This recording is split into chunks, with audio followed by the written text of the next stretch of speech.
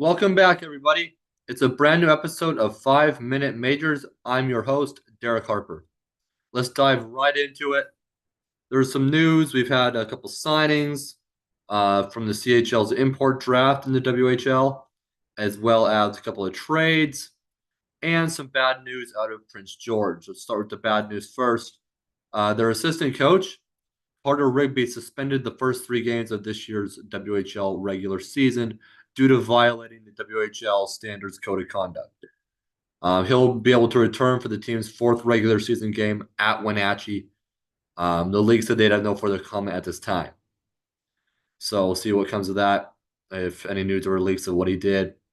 But the league obviously gets on top of those things fast. So there's that. The As far as Wenatchee goes, they have acquired a 2004 born defenseman, Easton Kovacs, from Prince Albert in exchange for a fifth round selection in the 2028 WHL Prospects Draft. Wenatchee, obviously, they were trying to restock the cupboards after their move to Wenatchee from Canada and how they kind of left the cupboards bare going in there. So now they're kind of dealing more with players, trying to figure out, okay, how can they really put together a contending team while kind of still keeping those cupboards stocked. Um, if I had to guess, I would think that we're going to see a few more trades from them over the next years. They look to really get a solid team together for a somewhat deep playoff run. I think they'll definitely be a team to watch over the next few seasons, and I think they can really get really good fast. Bliss obviously there has put together great teams at the BCHL level, and I have full confidence that he'll do so at this level. But the Portland Winterhawks, they've made a couple of signings from the CHL import draft. You can read more about that at highshockey.com. The names are quite hard to pronounce, but they are said to have been able to report to Portland for the start of this year's Neely Cup training camp. Now, the biggest trade out in the Eastern Conference is how those teams are trying to really contend out there. Medicine Hat, Prince Albert's trying to build up again. Medicine Hat, obviously, they have Connor Bedard's cousin, Gavin McKenna, and they are trying to load up even more. The Prince Albert Raiders and Medicine Hat Tigers made a deal. Prince Albert acquired forward Thomas Merzick, a 2025 third round pick, and a 2028 third round pick from the Medicine Hat Tigers in exchange for Ryder Ritchie. Ritchie will join a Medicine Hat team that's really looking to make a deeper run in the playoffs. Pair him alongside Gavin there and see what they can do in the Eastern Conference. Obviously, the Eastern Conference can be quite loaded, as can the West, and I think the WHL is just getting even more competitive as the seasons go by.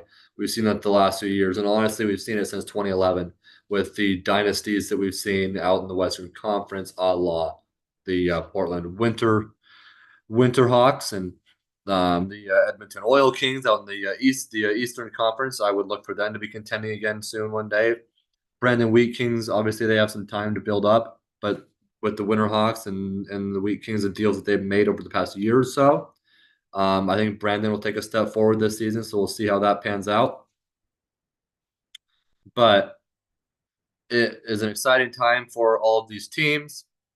Uh, as far as Kovacs with Wenatchee, he'll be more of a role player, it seems. So, guy to keep your eye on. But Bliss obviously kind of knows certain players that can really make any sort of big impact on a team. We saw that in the BCHL era for sure. They definitely had a few players. Parker Murray in the BCHL, that guy was lighting it up in one of their last seasons in the BCHL. So we'll see how things roll out down there. But definitely an exciting time. Keep your eye on out in the Eastern Conference on Ryder Ritchie with the Medicine Hat Tigers alongside Gavin. I think Gavin McKenna will take a big step this season as well. Definitely one of the top players in the league this coming season. I think Medicine Hat can make a really deep run, so we'll see how that goes. I think it'll be really competitive. We'll see if the Winterhawks can make another deep run to the championship series.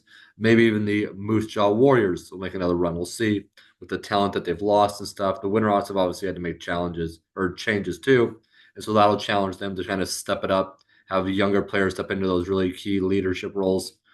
With all the 20 year olds they had on the team last season, all those experienced guys, and um, all the 20-year-olds that they had coming in this next season because they had to cut that down to three, obviously. And so there's some leadership gone there, but and that benefited some other teams like Brandon. But I think Mike Johnston as a GM is really good with seeing talent, and Kyle Gustafson will be great as the new head coach. So we'll see how that all pans out. Till next episode, I'm Derek.